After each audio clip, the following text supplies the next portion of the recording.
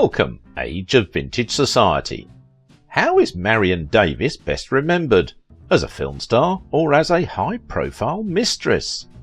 Does history treat her as an actress of historical importance, or as the protégée of an influential publishing mogul who publicised her to the nines? How do we remember Marion Davies?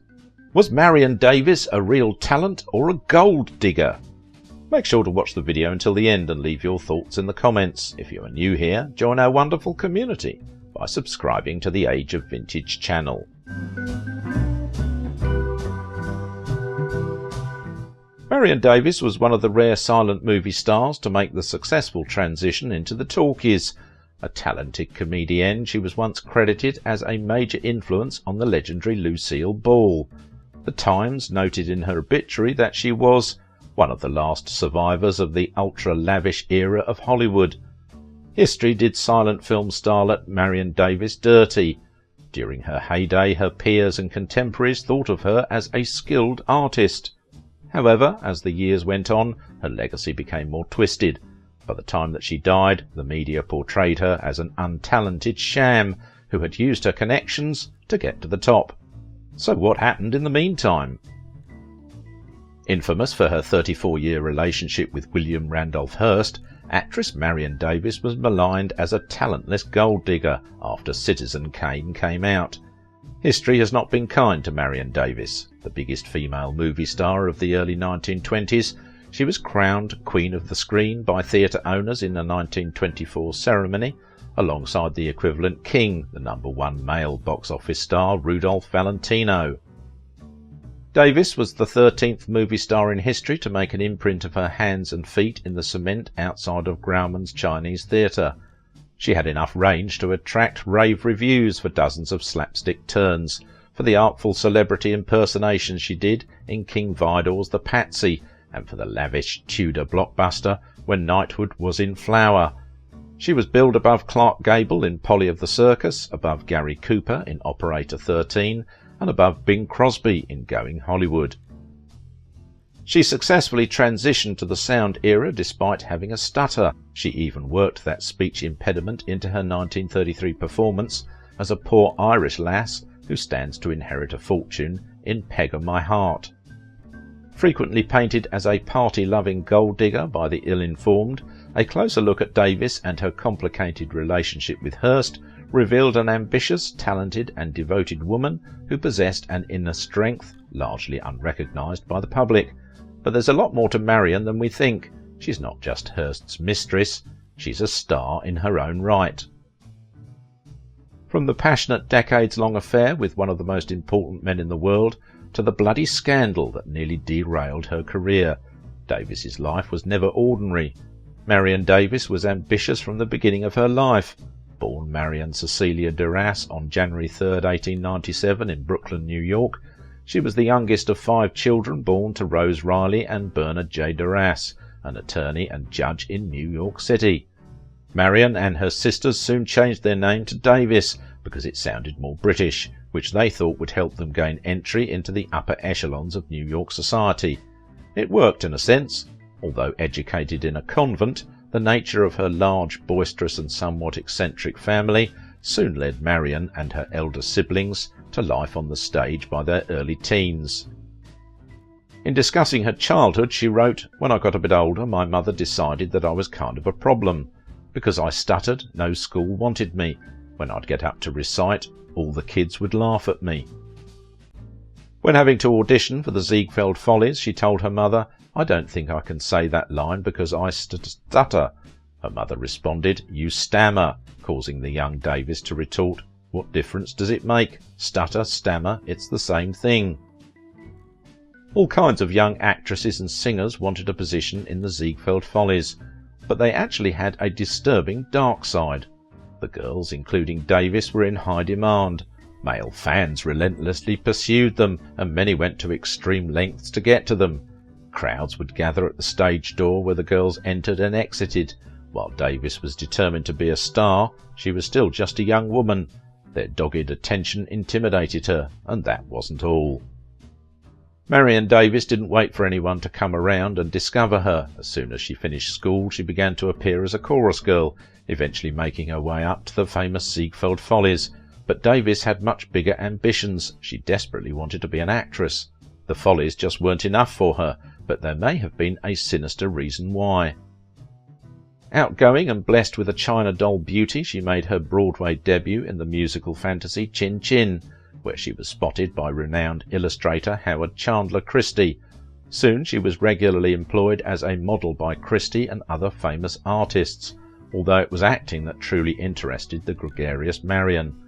The talented Davies began to pursue a career in Broadway musicals actively. Her rags to riches story, from chorus line girl to affluent and accomplished actor, would become nothing short of outstanding as she dazzled her way into Hollywood. It was at some point around the time she appeared in the latter production that Davies met the man who would shape her life and career in the years to come, media mogul and multimillionaire William Randolph Hearst. Hearst and Davies met in 1918, and she was very shortly starring in a movie backed by Hearst money. She had been in 2 others already. It was the beginning of a long pattern. Hearst so believed in his girlfriend that he backed picture after picture for her, and pushed reviewers at his many newspapers to sing her praises. The bummer is that he probably did more harm than good for Davies. For one thing, he liked her in big dramatic historical pieces, when her talent was really comedy. A charming actress whose career spanned from the end of the silent era to the first decade of the talkies, Marion Davies's substantial talent was overshadowed by her storied personal life and ongoing affair with Hearst. Hearst was a married man who, after falling in love with the young actress, vowed to make her one of Hollywood's greatest stars. Literally sparing no expense, Hearst created a production company solely for Davies's projects and leveraged deals with major studios to distribute her films. He exploited his position and used his vast newspaper empire to publicise her film appearances and praise them heartily, worthy or not. From 1919 to 1923, the Cosmopolitan films were released through Paramount. Marion was receiving $10,000 weekly.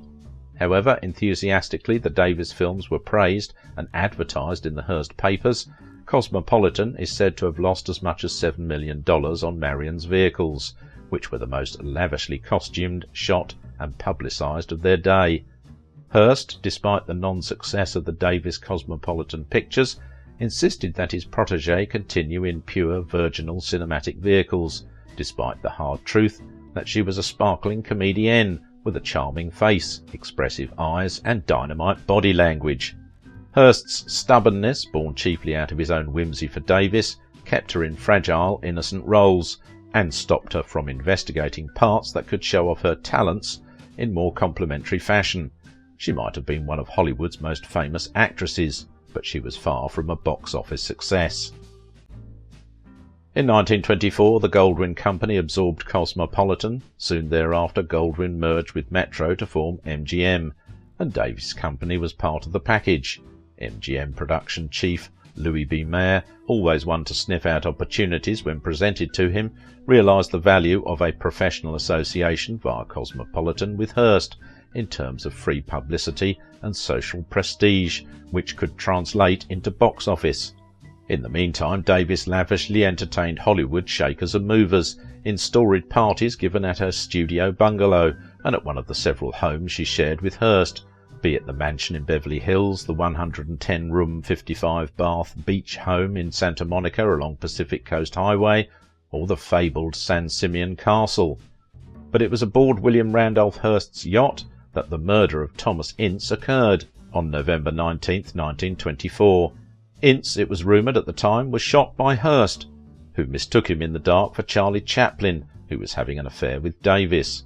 Ironically, a mere 6 months later, on June 26, 1925, Chaplin's The Gold Rush premiered at Grauman's Egyptian Theatre on Hollywood Boulevard. Among the throng of celebrity guests, Marion Davies and Hearst.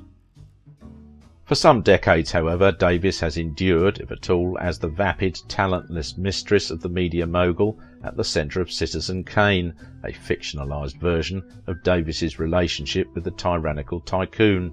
The release of Citizen Kane ultimately turned the winds on Davies's life and career following the classic film's release. Her acclaim began to fall to tatters. Audiences had wrongly perceived her to be the unalloyed inspiration for the screen character Susan Alexander Kane, the talentless mistress to Charles Foster Kane. The similarities that brought people to this conclusion were largely based on the idea that Charles's character was perceived to be Hearst, with whom she had a real affair.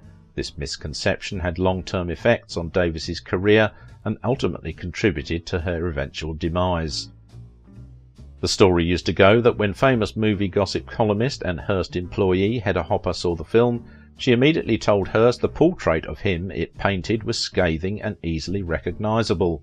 Hearst's minions then banned mentions of the movie from his papers and worked to keep Wells, the film's prodigy director, writer, lead actor, down without much involvement from their boss. The talentless fictional wife of Charles Foster Kane, a character partly based on Hearst, is often mistaken as an avatar for Marion. In fact, this was not the intention of either of the film's screenwriters, Orson Welles and Herman Mankiewicz, and both men deeply regretted inadvertently damaging Marion's acting legacy. Feeling responsible for the unfair treatment of Davies, Orson Welles made many public attempts to correct the recklessly widespread misconceptions that his famous movie was created about the actress. The career of Marion Davies during the silent film era held a potentially disastrous secret. The actress had a crippling stutter. The dawn of sound pictures marked the beginning of the end of Davies's viability as an actress. She was, at first, used in brief scenes, and eventually her roles required fewer and fewer dialogue lines. Hearst, in addition, was upset that many film roles that he had earmarked for Davies were being channeled to the wife of Irving Thalberg, Norma Shearer. This caused Hearst to break his affiliation with MGM in 1934. Her final film, Ever Since Eve, was released in 1937. Marion Davies and William Randolph Hearst had a genuine love between them. Sources close to the couple attest that the two would have married had Mrs. Hearst consented to give Mr. Hearst a divorce. In the mid-1930s, the Hearst empire had a financial setback. It was Marion Davies who, armed with her own personal fortune, saved the day by chipping in $1 million loan. Hearst truly seemed to love Davies. Her name appeared daily in the 22 newspapers under the Hearst banner. Her career, however, was hampered by Hearst's insistence that she play distinguished, dramatic parts, as opposed to the comic roles that were her forte, as well as her increasing dependence on alcohol. She used to hide bottles of liquor in San Simeon's toilet tanks. In all, she played in 50 films. She was producer in 10 of them. Her last was in 1937. She is sometimes confused with the shrill, talentless Susan Alexander character portrayed in Citizen Kane, which was based loosely on Hearst's life, but there's little similarity between the fictional character and real woman. At one point, Hearst's empire crumbled, and he was about to lose everything. Over Hearst's objections, Davies sold millions of dollars of the gifts Hearst had given her over the years to raise money to bail him out. In 1952, Davies donated $1.9 million to establish a children's clinic at UCLA, which still bears her name. She also fought childhood diseases through the Marion Davies Foundation. 10 weeks after the death of William Randolph Hearst, Marion Davies married for the first time at the age of 54 on October 31, 1951. Her husband was a former sea captain and policeman and sometime actor, Horace G. Brown. It was not a happy marriage. Marion filed divorce papers twice, but no divorce was ever finalised. Davies died of stomach cancer in 1961 at the age of 64.